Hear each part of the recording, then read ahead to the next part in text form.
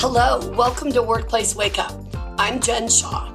Every week, I spend about 15 minutes covering legal developments, introducing you to interesting guests, and providing some entertainment to start your workday. Okay, we're here to talk about the new supplemental COVID-19 sick leave. Erika, I'm so glad you're here with me. All of you know Erika Frank from our firm. Erika, things are a little confusing right now, right? Yes, that is an understatement. And as our listeners know, we did do a quick podcast when SB 114 was first passed. And since that time, we've received a number of questions from clients asking us, like, what does this all mean? So we have some more information to provide. Now, just to be clear, everyone, the Division of Labor Standards Enforcement did release their poster, which I just feel compelled to say is incomplete. It does not even address testing.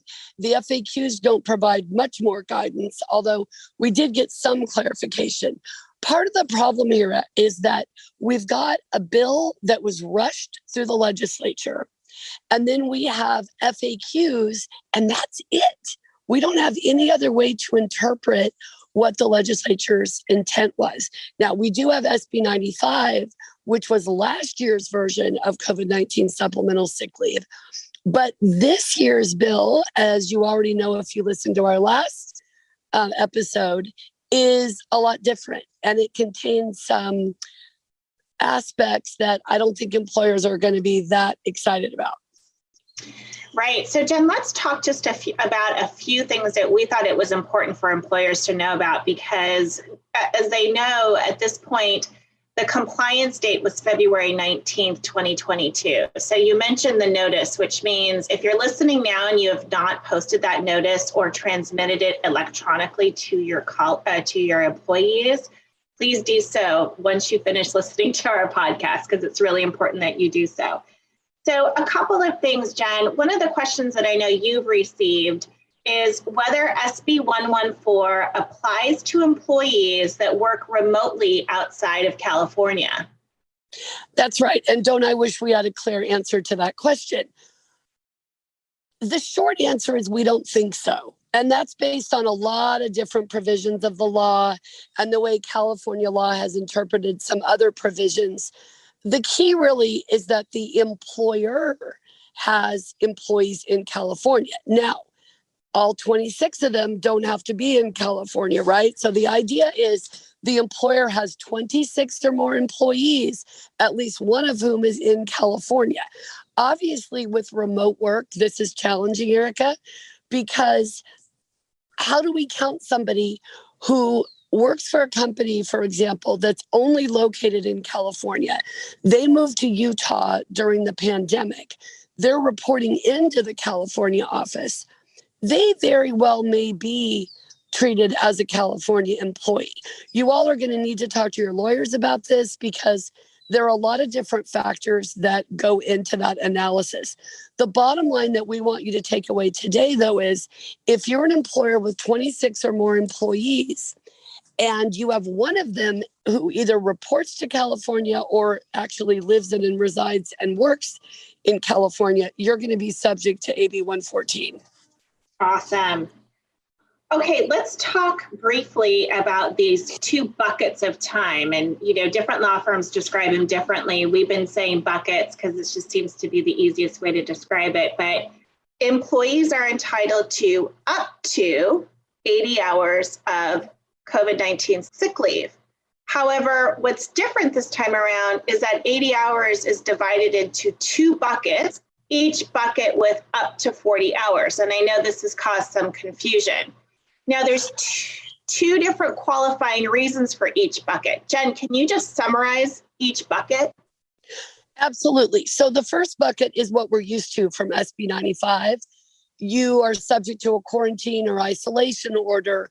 You have COVID-19 symptoms and you're seeking a medical diagnosis. There are other requirements now that apply to family members. So you are caring for a family member who may have COVID-19. You have been diagnosed with COVID-19. So bucket one is going to look familiar. It's a little more expansive than SB 95 because it does cover family members. The second bucket is sort of the one that's causing some consternation. It is, by definition, for folks who have tested positive for COVID-19, either the employee or the employee's family member. So parent, spouse, child, registered domestic partner, etc. All of the family members who are covered by Labor Code Section 246 are Healthy Workplaces, Healthy Families Act to sick leave. Now, there are two buckets, but here's what you got to know.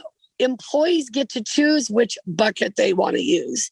And the more Erika and the other attorneys in our firm and I have talked about this, it's basically 80 hours, folks. I mean, you might just be better off saying, here's 80 hours, use it for any of these reasons that are covered by bucket number one or bucket number two, because employees get to choose what bucket they want to use.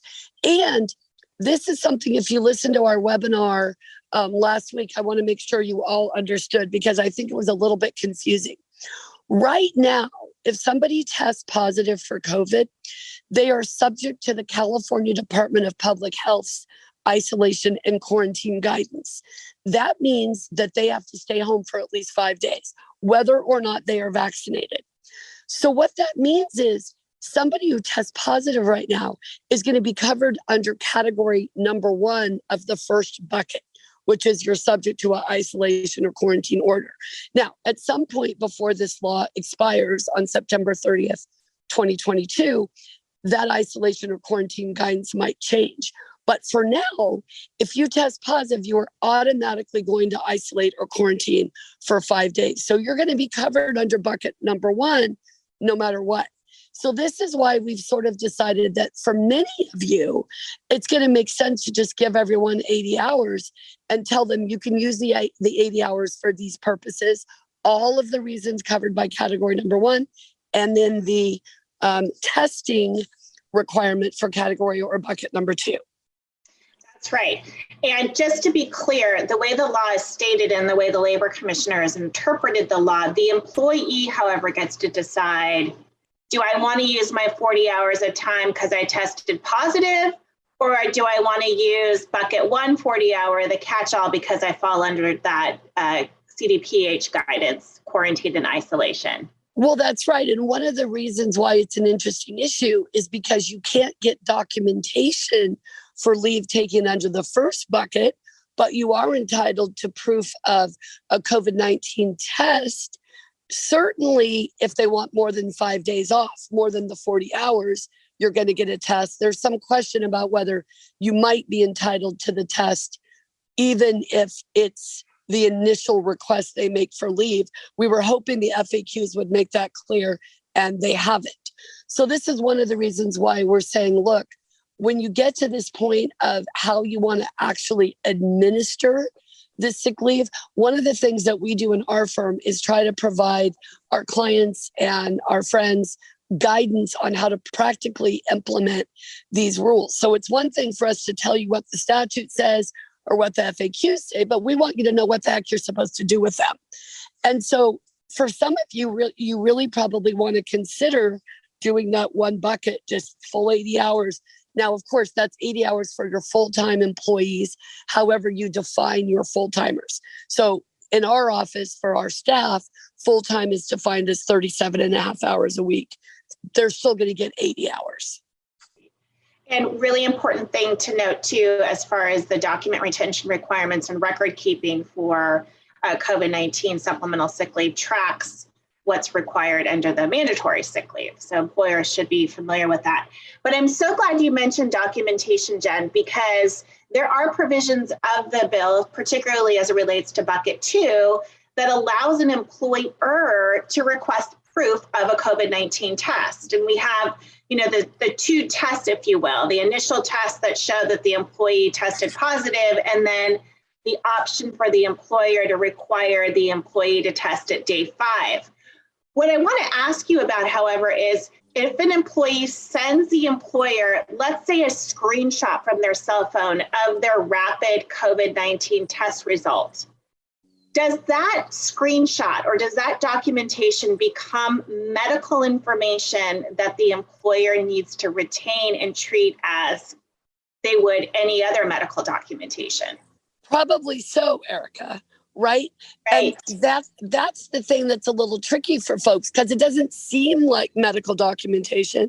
It's not coming from a doctor's office. It doesn't contain any medical information per se, but that positive test is something that you're going to want to retain and you're going to have to treat it as you would any other medical information. So it's stored separately from a personnel file under lock and key, only accessible to people who need to know. Right. And the law doesn't address this, folks, and neither does the Labor Commissioner's FAQs. But if you go look at the DFEH's COVID-19 guidance, where, that's been out for a while, but it certainly addresses what to do when test results are provided. And it does indicate to keep it and maintain it as confidential. So that's really important because that's nowhere in SB 114, nor is it in the Labor Commissioner's website. Okay, we are almost running out of time because I know we love to keep these nice and tight. But retroactivity, that is certainly something that has come into play. And we've received a couple of nuanced questions as well.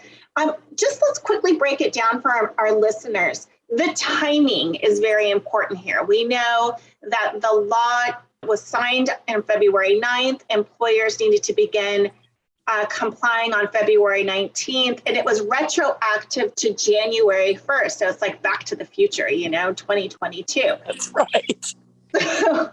So if an employee was sick with Omicron in December and took a leave of absence and they used their healthy workplace, healthy families leave, can an employee seek a retroactive payment for that leave that they took in December?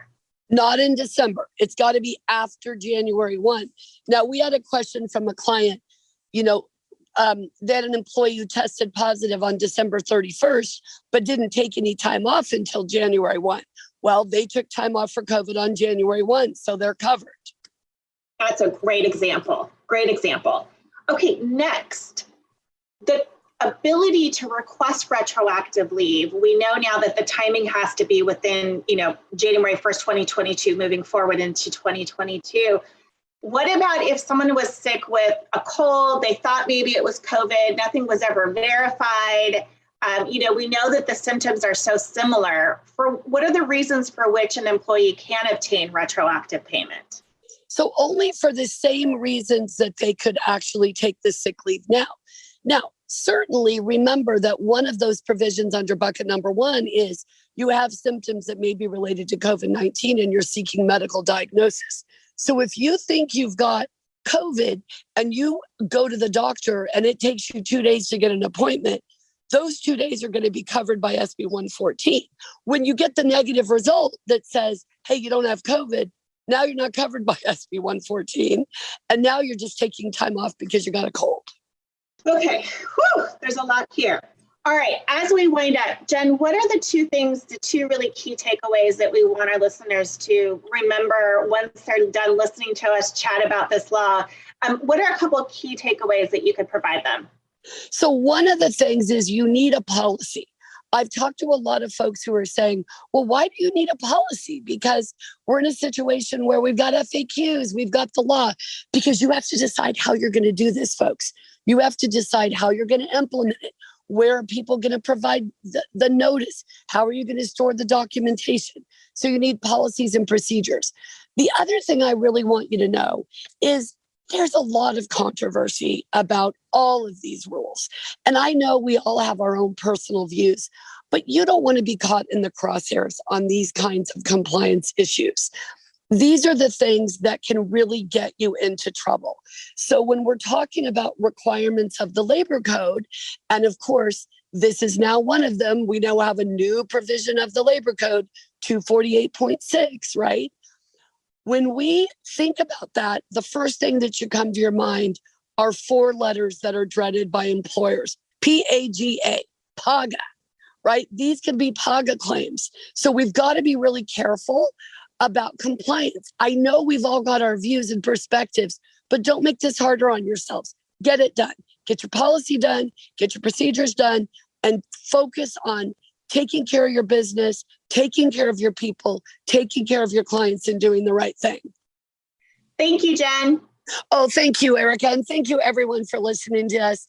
We appreciate the time you spend with us, and we hope these podcasts are helpful and entertaining and just provide a little bit of benefit to you as you go about your workday. If you enjoyed this episode and would like to spread the word, please share it with others, post about it on social media, and/or rate and review it. Of course, you can also follow us on LinkedIn, Facebook, and Twitter, and email us at info@shawlawgroup.com.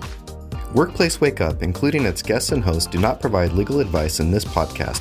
Do not act upon any of the information discussed in this podcast without consulting a licensed attorney in your jurisdiction.